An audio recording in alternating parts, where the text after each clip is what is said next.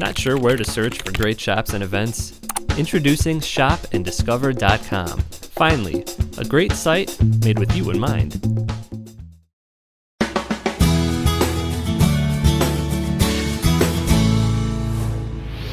The February issue of Neighbors of Westmont is all about pet rescue.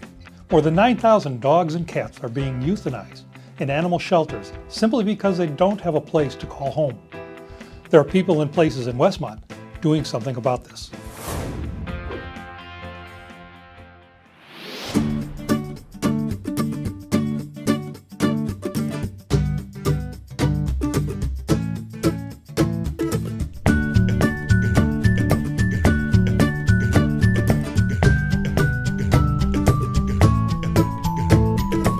I think it's a great gift to give to an animal, especially in an adoption situation. You know, you think you're doing the dog a favor, and the reality is you're the one who ends up with all the benefits from the pet.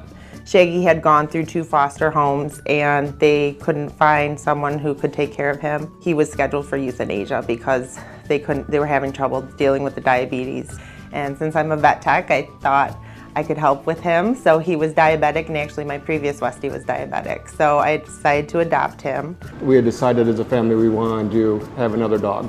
There was a big puppy mill raid, and then all these dogs are going to be transported down to the Animal Welfare League in Chicago Ridge. So we decided to go down there and see what they had. It was not planned. We just kind of went and they picked us. Doesn't necessarily mean because they're rescued that there's something wrong or that they have a behavior problem or that they're not going to be okay. I think that there's a big misconception that people think that they're adopting someone else's problems, and it's not always the case. I had never had a pit bull before or anything like that, so I know he gets a bad reputation, but if anybody spends a few minutes with him, he's the best dog. Very loyal and protective when he needs to be, right? He sings, "Happy birthday to you. Happy birthday, dear Scotch." There's nothing better than when you come walking home and there they are, they're happy to see you, they're always smiling. He might lick you to death, but that's your only danger when you're hanging out with Bowser. It's nice for me because when I come home from work, I put him on a leash and we go for a walk around the neighborhood. It kind of helps you unwind at the end of the day. There's nothing like a love from an animal, and these two are like the greatest example of that.